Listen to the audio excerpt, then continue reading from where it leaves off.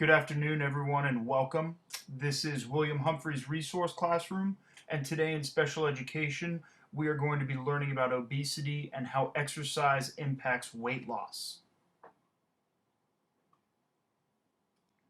So, in our unit, we've been discussing what are the health implications of consuming too much sugar and what steps can we take to make healthier choices.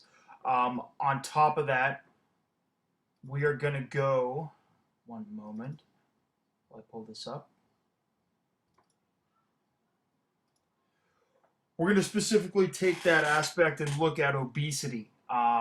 Obesity is a hot topic right now with many implications impacting our schools and larger communities.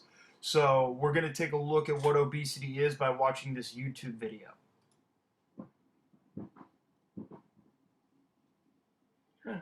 15 minutes could save you 15% or more on car insurance. Everybody knows that. Well, did you know Pinocchio was a bad motivational speaker? I look around this room and I see nothing but untapped potential. You have potential. You have... Oh boy. Geico. 15 minutes could save you 15% or more on car insurance.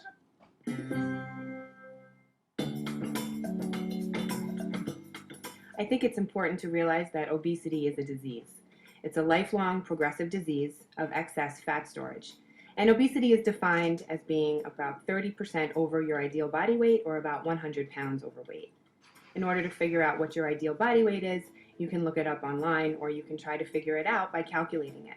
For women, you start at 100 pounds, and for every inch over 5 feet tall, you add 5 pounds.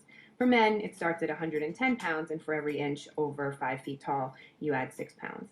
Now, these numbers are going to give you the low end of what your ideal body weight should be. Another way to figure out if you're obese is to calculate your BMI. BMI refers to body mass index, and it's a number that's calculated by dividing your weight by your height. This isn't a number you're going to be able to figure out in your head, so again, you can look it up and plug in your height and your weight, and it'll give you a number. If your BMI is 30 or greater, you are considered to be obese. If the number is 40 or greater, that's morbid obesity. Obesity has recently surpassed smoking as being the #1 cause of preventable death. It is an epidemic in the United States and something that we really need to do something about. Okay, so that video right there kind of talks about a lot of different things. One, that gives you a definition of obesity, and then two, also how it is calculated. We learned a little bit about that in our math unit as far as calculating body mass index and things of that nature. But it's a good little instructional video just to kind of refresh and learn what obesity actually is. So it's important because in class we're going to have a discussion on exactly what is obesity.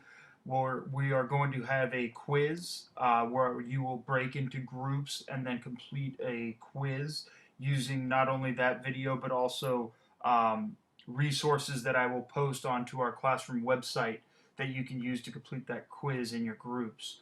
We are going to go on a field trip to Club Sport in San Ramon because we're going to learn about the various community partnerships that are available to us to help target obesity and work for a proper body weight through exercise. Yes, so moving on. So in class, I'm going to have you come in and you're going to work with your aides and your paraprofessionals as well as others in the classroom, and you're going to create a workout book. That workout book is going to be filled with exercises and activities, either individual or group-based, where you explain the health benefits as far as targeting obesity and the benefits that exercise has on the body. So it's important to understand how fitness works in terms of promoting healthy weight loss and management. So go ahead and watch this YouTube video real quick on that.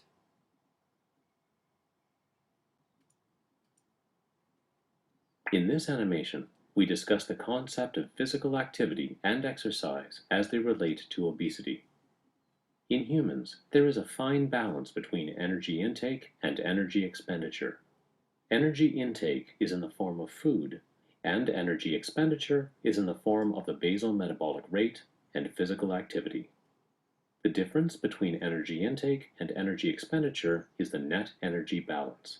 If intake exceeds expenditure, then a net positive energy balance occurs. Energy expenditure depends on a number of factors. This includes the starting body weight, the basal metabolic rate, and physical activity. With regard to physical activity, there are several key variables, including the frequency, intensity, duration, and type of activity done. Let us examine energy consumption. One honey-glazed donut is shown, which has approximately 300 kilocalories. The energy intake from the consumed donut is equal to the energy consumed by moderate walking for 30 to 60 minutes at 3 miles per hour. If an individual walks for an hour at 3 miles per hour, they will expend approximately 300 kilocalories, the same as what was contained in the consumed donut.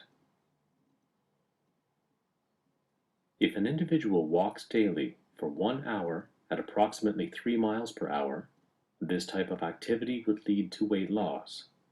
This assumes that the individual does not consume any extra calories and has a net negative energy expenditure. If this continues for a period of 2 to 4 months, body weight is reduced as depicted. The initial weight loss is the result of a negative net energy balance. The negative energy balance is because energy expenditure exceeds energy intake. After the initial weight loss, the individual continues to do the same type of exercise, that is, 1 hour of moderate walking daily. The chart depicts changes in body weight over time. Individuals are often frustrated and surprised that the weight is not continuing to decrease despite regular walking. They have reached a plateau. The reason behind the weight loss plateau is that with decreased body weight, the basal metabolic rate also decreases. When the basal metabolic rate decreases, there is a decrease in total energy expenditure.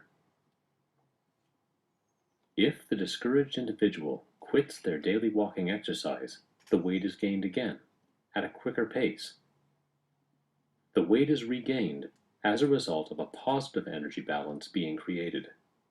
Energy expenditure is now less since the physical activity has been stopped.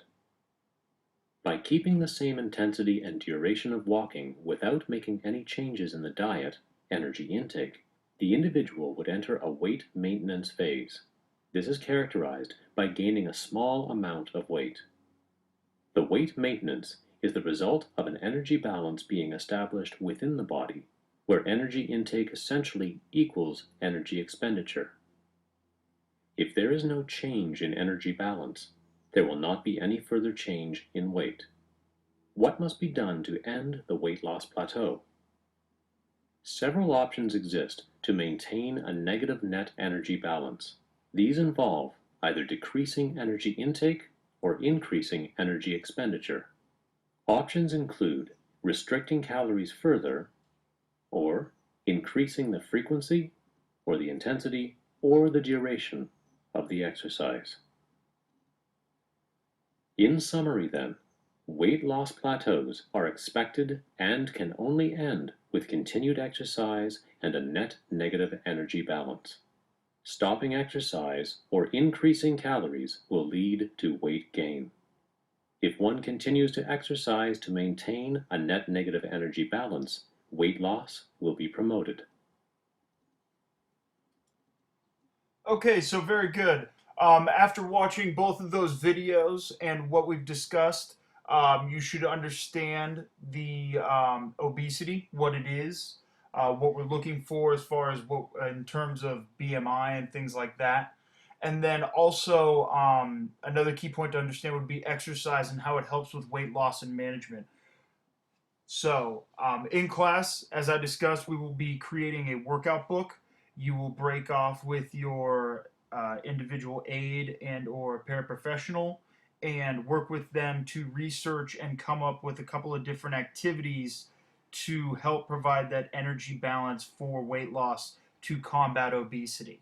You will also have your online quiz, which is posted right now to our classroom website, and then we will also discuss these topics further and answer any questions you may have when we come into class.